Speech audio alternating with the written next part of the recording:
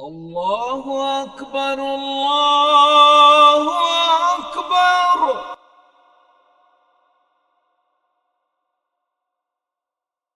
Allahu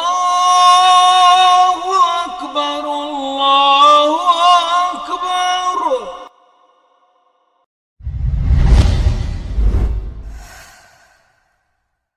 إن أريد إلا الإصلاح ما استطعت. Mən ancaq bacardığım qədər islah etmək istəyirəm. Bismillahirrahmanirrahim. Elhamdülillahi Rabbil alemin. Vessalatu vesselamu ala eşrefil enbiya'i vel mursalin. Nebiyina Muhammedin ve ala alihi ve sahbihi ecmain. Elhamdülillah, yenə Rasulullahın sallallahu aleyhi və səlləmin sirasını davam edirik.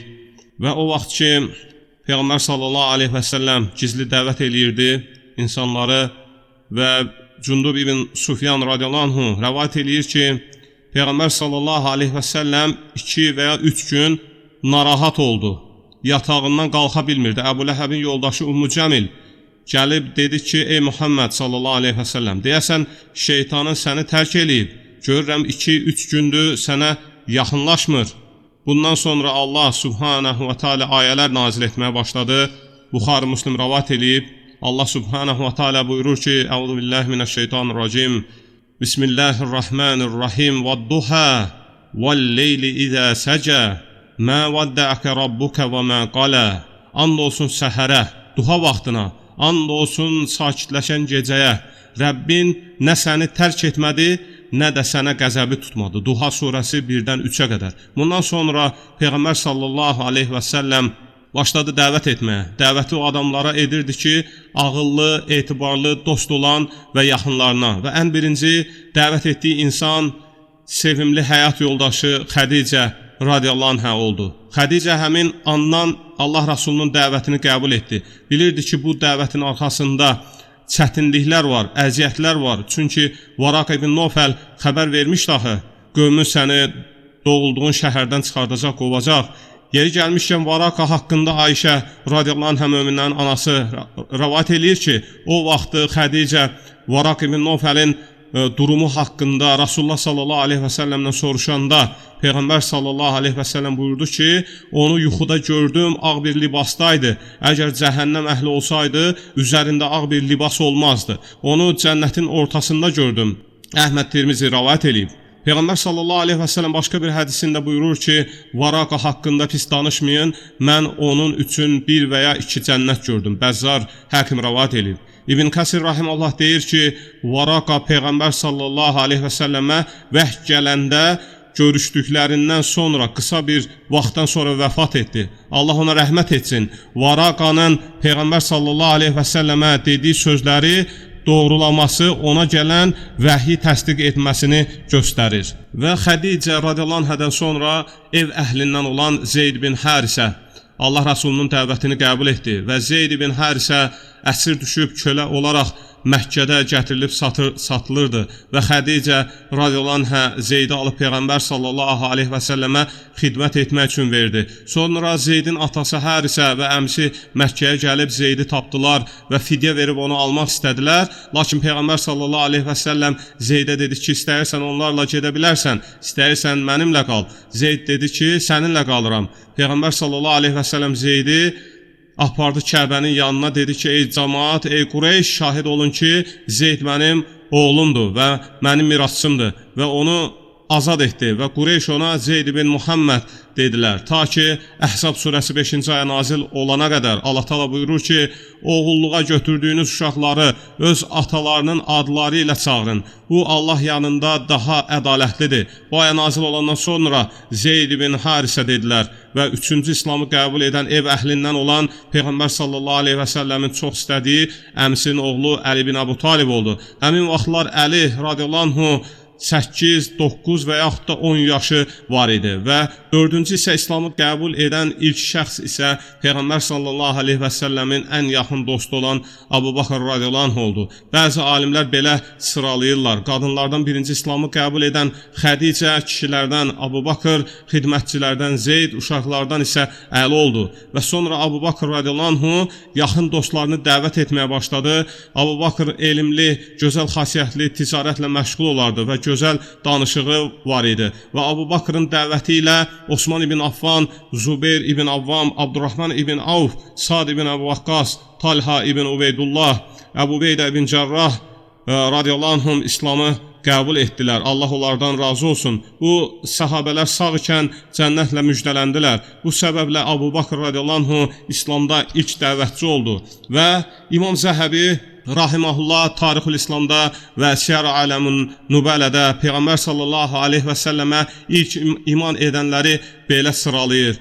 Onlardan birinci Xədicə bint Xuveylid oldu. Sonra Əli bin Əbu Talib, Əbu Bakr As-Siddiq, Zeyd ibn Harisə, Osman ibn Affan, Zubeyr ibn Avvam, Sad ibn Əbu Vaqqas, Talha ibn Ubeydullah, Abdurrahman ibn Avf, Əbu Ubeydə ibn Cərrah, Əbu Sələmə ibn Abdul Əsəd, Ərqam ibn Ərqam, Osman ibn Məzun, Ubeydə ibn Əl-Haris, Səd ibn Səyid, Əsma bint Əbu Bakır, Sadın qardaşı Umeyr ibn Əbu Vaqqas, Abdullah ibn Məsud, Əyyaş ibn Əbu Rabiyə, Cəfər ibn Əbu Talib və yoldaşı Ammar ibn Yasir, atası Yasir, anası Sümeyyə, Əbu Zər Əl-Ğifari, Suheyb ibn Sinan, Peyğəmbər sallallahu aleyhi və səlləmin qızları Zeynəb, Ruqeyyə, Ümmü Kulsum, Fatimə, Bilal ibn Əbu Rabah, Musab ibn Umeyr, Ümmü Sələmə, Utbə ibn Qazvan, Əbu Bakrın yoldaşı Ümmü Ruman, Abdullah ibn Əbu Bakr, Miqdad ibn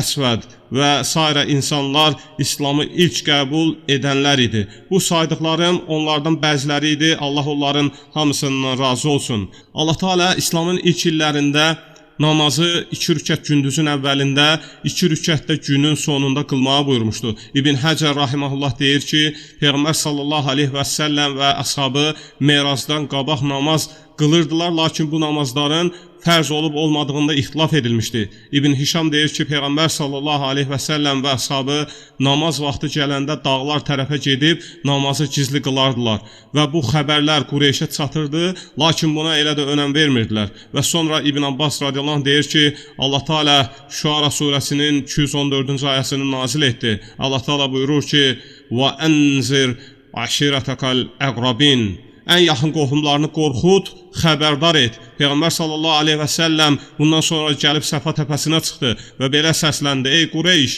ey Fəhr oğulları, ey Adi oğulları, deyərək qohumlarını ora çağırdı. Qureyşlər onun yanına gəldilər. Gələ bilməyənlər isə öz yerinə bir adam göndərirdi ki, hadisə barədə gəlib ona xəbər versinlər. Əbu Ləhəb Peyğəmbər sallallahu aleyhi və səlləmin əmisi də orada idi.